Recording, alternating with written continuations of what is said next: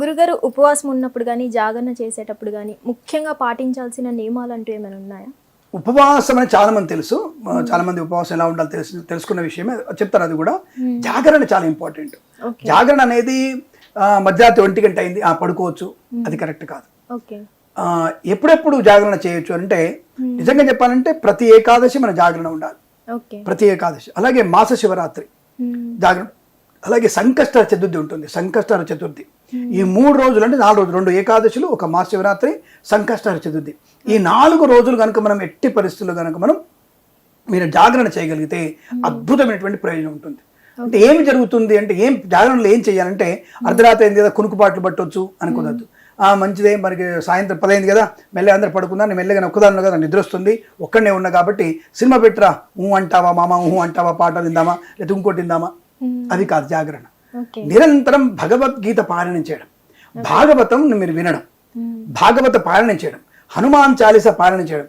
ఏ దేవుడి కోసం నువ్వు ఉపవాసము అంటే నక్తముగా ఉన్నావో ఆ భగవంతునటువంటి కీర్తనల్ని వినే ప్రయత్నం చేయాలి. ఆ కీర్తనలు కూడా మన పెద్ద పెద్ద దర్శకులు వాళ్ళు తీసుకొచ్చినటువంటి సినిమా పాటలు కాదు వినాల్సింది, నిజమైనటువంటి సంకీర్తనలు కానీ నిజమైనటువంటి భాగవత ప్రవచనం కానీ వినే ప్రయత్నం చేసి అద్భుతంగా ఉంటుంది. వినడానికి అవకాశం లేదు, పుస్తకాలు ఉన్నాయిగా, అది హిందీలో ఉంది, ఇంగ్లీష్లో ఉంది, తెలుగులో ఉంది, మలయాళం ఉంది.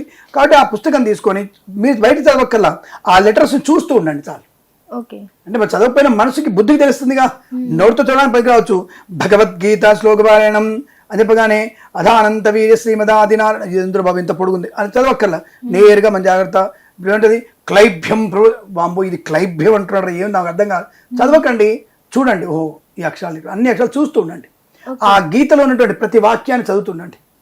స్వధర్మే నిధనం యాంతి భవధర్మ భవాయ చదవరాలేదు, చదవండి. విష్ణు విష్ణుర్వ షట్కారో భూత భవ్యద్భవత్ ప్రభు చదవరాలేదు, చదవకండి, చూస్తూ వెళ్ళండి విష్ణు సహస్రనామాన్ని, భాగవతాన్ని, భగవద్గీతని అలా చూస్తూ దాన్ని గాలం గడపడం వల్ల తప్పకుండా అనుకూలంగా ఉంటుంది. తప్పులు చదవడం వల్ల ఇంకెక్కువ అనర్థాలు కలిగే అవకాశం ఉంటుంది. కాబట్టి తప్పకుండా మీరు జాగరణ సమయంలో ఎంత మీరు కీర్తనల్ని అంటే భగవంతుని యొక్క ఆరాధనని అంటే గీతాపారాయణ అనేటువంటి వినడం వల్ల చాలా ప్రయోజనం ఉంటుంది. 4 గంటలకే స్నానం చేయాలి. మళ్ళీ జాగరణ చేసిన వారు రాత్రి 4 జాములో వేకోజామున స్నానం చేసి మళ్ళీ మనం శుద్ధిగా స్వామివారి పడాన్ని కలుపుకుంటూ మంచి శుభ్రంగా స్వామివారికి అర్చన, అష్టోత్తరము, అభిషేకం చేసుకుంటూ 5:30 వరకు మనం శుభ్రంగా పూర్తి చేసుకొని 6 మన ప్రతి స్వామివారికి నివేదన పెట్టేసేయాలి. 6 తర్వాత శుభ్రంగా మీ ఇష్టమైనట్టుగా మీ కాఫీ టీ తాగేసి తర్వాత ఒక 10 టైంలో ఒక బ్రాహ్మణ్ణి పిలిచి వారికి ఏదైనా అన్నం పెట్టేసి వారికి తాంబూలం ఇచ్చేసి అప్పుడు మీరు భోజనం చేయాలి. జాగరణ ఇలా చేయడం వల్ల అద్భుతమైనటువంటి ప్రయోజనం ఉంటుంది. సో ఆ జాగరణ సమయంలో తప్పకుండా ఇంకొకరితో కూడా జాగరణ చేయించగలిగితే అంటే 2 వ్యక్తుల మధ్య జాగరణ అనేది ప్రయోజనాన్ని కలిగిస్తుంది. అంటే గీతా సారాన్ని, భాగవత సారాన్ని పంచుకోవడం వల్ల కూడా, జ్ఞానాన్ని సముపార్జన చేయడం వల్ల కూడా మనకి మంచి ప్రయోజనం కలుగుతుంది. కాబట్టి ఇలాంటి జాగరణ చేస్తే సంతానం, ధనము, ఆయుష్, ఆరోగ్యం. అంటే ఇక్కడ మన వెటకారం కామెంట్ చేయకండి, జాగరణ ఉంటే సంతానం వద్దా, ఇలాంటి వెటకారం సమాధు. మన జాగరణ ఒక రోజు ఉండడం వల్ల భగవంతునికి అనుగ్రహాన్ని పొందుకునే ప్రయత్నంలో భార్యాభర్తల మధ్య అన్యోన్యత పెరుగుతుంది, శుభకరమైన సంతాన ప్రాప్తి ఉంటుంది, ఇంట్లో అఖండ లక్ష్మీ ప్రాప్తి ఉంటుంది, సద్బుద్ధి బాగా ఉంటుంది, సద్బుద్ధితో అన్ని రకాల శుభయోగాలు పొందుకునే అవకాశం ఉంటుంది. అంటే కొంతమంది వెటకారం క్వశ్చన్స్ పెడతారు కామెంట్స్, దానికి సమాధానం ముందే చెప్తాను నేను. కాబట్టి ఎక్కడ ఏది కామెంట్ చేయాలనే విషయాన్ని తెలుసుకునే ప్రయత్నం చేయాలి, విమర్శించాలి.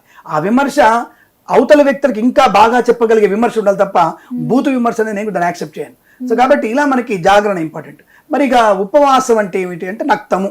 ఉపవాసం అంటే యాక్చువల్గా దేవుడికి దగ్గరగా ఉండడం, అంటే దగ్గర, వాసం అంటే నిలవ కూర్చోవడం, దేవుడి దగ్గర ఉండడం. నక్తము అంటే తినకపోవడం, ఈ విధంగా ఉండడం. మరి శక్తులు, అశక్తులు, షుగర్లు, బీపీలు అందరూ వచ్చాయిగా ఇప్పుడు, అన్ని వచ్చేసి ఏం చేద్దాం మరి అంటే శక్తి లేని వారు పళ్ళు, పాలు తిని కొబ్బరి నీళ్ళు తాగి శక్తిగా ఉండవచ్చు. అలాగే శక్తి ఉన్నవారు, నిజంగా శక్తి ఉన్నవారు తప్పకుండా మీరు జాగరణ చేయాలి. అలా శక్తి ఉన్నవారైనా సరే నిట్టుపవాసం చేయకూడదు. కడుపులో అగ్నిహోత్రుడు ఉంటాడు, వాడికి ఇంత నైవేద్యం పెట్టాలి. 2 పళ్ళు, 2 అరటి పళ్ళు, కాసిన పాలు, నో ప్రాబ్లం, కాసిన కొబ్బరి నీళ్ళు తాగి మనం తప్పకుండా జాగరణ చేయాలి.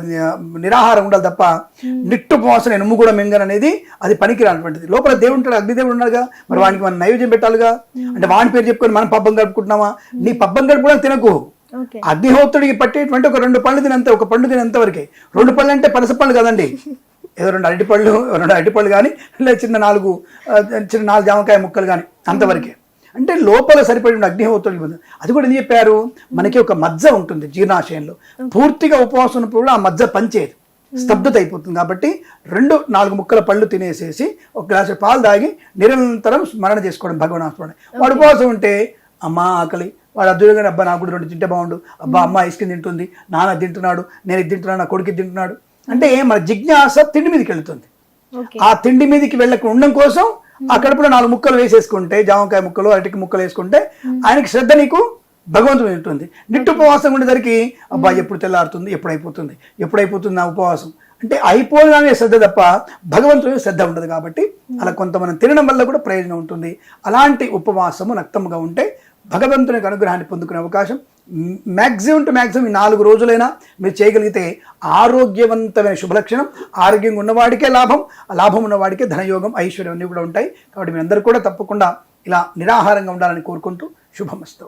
హిట్ టీవీ యాప్, ఇందులో short news, live news, entertainment shows, movies, digital magazines తో పాటు మీ జిల్లా వార్తలను కూడా ఫ్రీగా చూడొచ్చు.